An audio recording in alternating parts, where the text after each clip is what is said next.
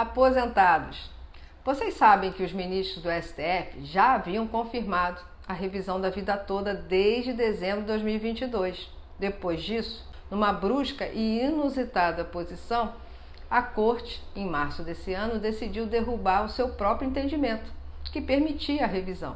É óbvio que essa nova posição só é favorável ao governo, que tenta invalidar a todo custo a revisão ou limitar o seu alcance, contrariando os interesses dos aposentados e segurados do INSS, que precisam inserir no seu cálculo da sua aposentadoria todas as suas contribuições e não somente as posteriores a julho de 94. Esse requerimento de vocês, aposentados, não é um mero favor, nem vocês estão pleiteando um direito inexistente da Constituição.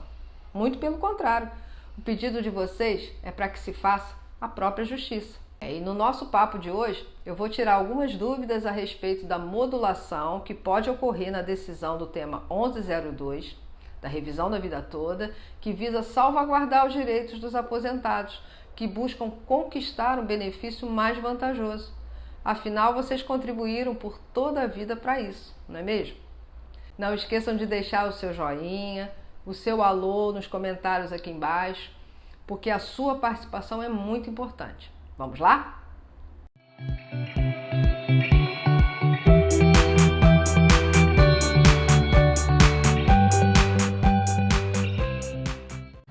Enquanto o Supremo está lá de férias, no recesso, eu aproveito para esclarecer vocês sobre a possibilidade do STF modular os efeitos da decisão do tema 1102 da revisão da vida toda.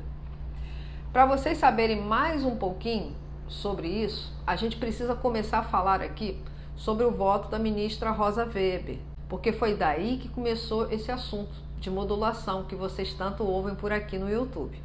Isso porque, em um ato de comprometimento com o desfecho da causa, antes dela se aposentar, ela antecipou seu voto no julgamento dos embargos de declaração que foram postos pelo INSS na tese 1102. A ministra, desde a origem desse tema, ela sempre se posicionou favorável à tese revisional, defendendo o direito dos segurados. O voto dela, em sede de julgamento dos embargos de declaração, lá no mérito do tema 1102, foi bem positivo, pois reafirma o direito dos aposentados à revisão do benefício previdenciário, através da aplicação da regra permanente, aquela do artigo 29, inciso 1 e 2 da Lei 8.213 de 91, porque é essa regra que é a mais favorável para o aposentado do que a regra de transição do artigo 3º da Lei 9.876 de 99. Até aí, tudo ia bem. Aí não fossem alguns pontos de divergência trazidos pela ministra que desapontaram os segurados. Sobretudo porque ela defendeu uma modulação mais severa que aquela sugerida no voto do relator Alexandre de Moraes. Eu vou explicar melhor. Prestem bem atenção e se ficarem ainda com alguma dúvida, deixe aqui embaixo nos comentários que eu respondo. Além da modulação, para excluir os benefícios extintos, a ministra defendeu a modulação para impossibilitar o ajuizamento da ação rescisória, para a desconstituição das decisões judiciais que transitarem em julgado antes de 17 de dezembro de 2019. E por que essa data, gente? Porque foi a data da publicação do acordo proferido pelo STJ, antes de subir para o STF essa causa. A ministra sugeriu a criação de um marco temporal, um período, para o recebimento das parcelas retroativas. Esse entendimento que ela defendeu veda o recebimento das diferenças retroativas anteriores a 17 de dezembro de 2019. Em outras palavras, pessoal, caso o voto da ministra Rosa Weber prevaleça na revisão da vida toda, os segurados que ingressaram com a ação antes de 26 de setembro de 2019, que foi a data do início do julgamento do tema 999 no STJ, podem receber as diferenças referentes aos últimos 5 anos do ajuizamento da demanda. Já aqueles que demandaram após a referida data, podem receber as diferenças apenas a partir de 17 de dezembro de 2019. A ministra ela fundamentou esse tipo de modulação em razão de uma suposta ocorrência de mudança de entendimento na jurisprudência do STJ, em favor dos segurados. Com mais elevado respeito ao entendimento defendido pela ministra Rosa Weber, é importante a gente destacar aqui que a modulação proposta, ela não se aplica à revisão da vida toda. Eu vou explicar. Isso porque, diversamente do que sustentado pela ministra, quando o STJ julgou lá o tema 999, não houve mudança de jurisprudência em favor dos segurados. O que houve foi uma reafirmação do entendimento já consolidado no Supremo, desde 2013, que fixou o tema 334, que nada mais é do que o direito ao melhor benefício. Então é importante a gente destacar aqui também que essa modulação, nas hipóteses defendidas pela ministra Rosa Weber, configura uma supressão dos efeitos da decisão, porque modifica o conteúdo da decisão fixada no Tribunal Pleno do STF, em sede de embargo de declaração. Essa circunstância foi expressamente vedada pelo ordenamento jurídico. Eu entendo particularmente que a modulação dos efeitos da revisão da vida toda podem até legitimar um perigoso precedente. Vejam se vocês concordam comigo, quando eu digo que essa modulação pode acabar legitimando um desastroso precedente. Porque ao reduzir o direito ao recebimento das diferenças devidas num tempo menor que os últimos 5 anos, que é a prescrição quinquenal, contados da propositura da ação judicial de todos vocês, o Estado poderia estar concedendo a si próprio a prerrogativa de descumprir direitos sociais conquistados na própria Constituição. Isso significaria uma afronta à segurança jurídica e à preservação dos direitos fundamentais, que sustentam o Estado democrático de direito que estão inseridos na própria Constituição. Já a modulação apresentada pelo ministro relator, o Alexandre de Moraes, lá no voto dos embargos da revisão da vida toda, mostra uma solução muito mais razoável para o desfecho desse tão aguardado julgamento, que o ministro sugere uma brilhante tese de modulação que garante o recebimento das parcelas retroativas em total respeito com direito ao melhor benefício e à legitimidade da prescrição quinquenal prevista no artigo 103, parágrafo único da Lei 8.213 de 91, promovendo assim a segurança jurídica e a isonomia. Mas além da indecisão, se vai haver modulação ou não na revisão da vida toda, a gente precisa saber também se haverá reflexo do julgamento das ADIs, que ocorreu em março desse ano, que eu já havia até apelidado de manobra do Barroso. Então, a decisão do STF contra a revisão da vida toda foi dada nessas duas ações, que questionavam pontos de uma norma lá de 1999, Lei de Benefícios da Previdência Social, e que criou até o tal fator previdenciário. E o que é esse fator previdenciário, gente? É de comer, é de beber, é doce, é salgado? Eu vou explicar bem rapidinho. Fator previdenciário, pessoal, nada mais é do que uma fórmula matemática complexa criada na reforma de 99, usada para definir o valor das aposentadorias do INSS. O fator previdenciário, ele considera o tempo de contribuição, a idade do trabalhador, a expectativa de vida do segurado na data da aposentadoria.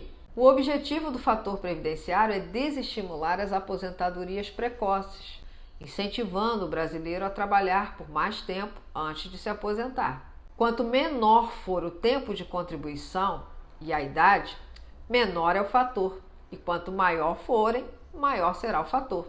Entenderam? Pois é. Aí, como vocês sabem, porque eu venho explicando aqui no canal nos últimos vídeos, 7 dos 11 ministros do Supremo entenderam que os aposentados não podem optar pela regra mais vantajosa na hora de calcular o seu benefício. E esse poder de escolha entre diferentes regras é o que baseava a possibilidade da revisão da vida toda. A decisão do STF impacta inicialmente as pessoas que se enquadraram na transição de 1999. Na prática, caso o contribuinte faça os cálculos e perceba que a regra definitiva adotada após a reforma seria mais benéfica, ele não pode optar por adotá-la. A regra de transição criada pela lei previa que, para os segurados filiados antes da edição da norma, o cálculo de benefício abrangeria apenas 80% das maiores contribuições posteriores a julho de 94. período que foi lançado o Plano Real, que controlou a hiperinflação. Já a regra definitiva, para os que se filiaram após a lei, leva em consideração 80% dos salários de contribuição de todo o período contributivo. Em alguns casos, a aplicação dessa regra poderia elevar e muito o benefício do segurado. A proposta de tornar obrigatória a aplicação da regra de transição foi apresentada pelo ministro Cristiano Zanin. Ele considerou que, como a Constituição Federal veda a aplicação de critérios diferenciados na concessão dos benefícios, não é possível que o segurado escolha uma forma de cálculo que lhe seja mais benéfica, ponto e acabou. Essa foi a decisão dele. Esse entendimento foi seguido pelo ministro Flávio Dino, Luiz Fux, Dias Toffoli, Gilmar Mendes, Luiz Roberto Barroso, que é o presidente da corte. Aí, gente, ao validar estes pontos, os ministros simplesmente barraram o poder de escolha do aposentado, que amparava a possibilidade dele optar pela regra da revisão da vida toda. Mesmo com a revisão invalidada, até o momento, ainda faltou definir o que vai acontecer com os aposentados que ganharam na justiça o direito de revisar suas aposentadorias, porque em dezembro de 2022 o próprio STF já havia autorizado essa possibilidade. Não pode haver, né, gente, 2 pesos e 2 medidas, vocês concordam? Além disso, é preciso também definir se quem recebeu valores maiores de aposentadoria, fruto do recálculo, agora considerado irregular nessas ADIs, deverá devolver essa parte do dinheiro pago a mais. Imaginou? Olha a situação que o Supremo criou e precisa esclarecer de uma vez por todas, né? Com esse tanto de dúvida e insegurança, o INSS aproveitou e entrou com o recurso que foi apresentado pela Advocacia Geral da União. A AGU ela pede uma limitação à revisão da vida toda. Gente, há grande interesse do governo federal em evitar a autorização para a revisão das aposentadorias pelo alegado gasto que provocaria aos cofres públicos. Aquela estimativa surreal de um impacto que foi calculado em 480 bilhões, num cenário totalmente pessimista, para impedir que todos os aposentados pudessem revisar seus benefícios. Todos os advogados da área previdenciária que acompanham o caso, como eu, entendem que o valor gira em torno de 3 bilhões, no máximo, porque é um número bem restrito de aposentados com direito a esse tipo de revisão. Mas o STF precisa dar uma definição sobre os casos na justiça em aberto, que discute o tema 1102, e fixar uma regra para aquelas ações já definitivas. Por isso eu digo que esse caso não está encerrado, gente. Eu sei que a demora é desanimadora, eu imagino a sua angústia. Contra esse desânimo, o melhor que você tem a fazer, aposentado, é continuar se informando, se atualizando sobre o tema em fontes confiáveis. Além, é claro, daquela dose de maracujá na veia, que eu recomendo para esperar que os ministros do STF resolvam trabalhar e pôr fim nesse tema que tanto aflige os aposentados e pensionistas desse país. Pessoal, compartilhe com seus amigos esse vídeo, deixe seus comentários aqui embaixo, seu like. Só assim o YouTube entende que esse assunto é importante para você. Eu agradeço, fico muito honrada com os elogios e o carinho que eu venho recebendo de todos vocês aqui nos comentários. Fiquem com Deus e até breve.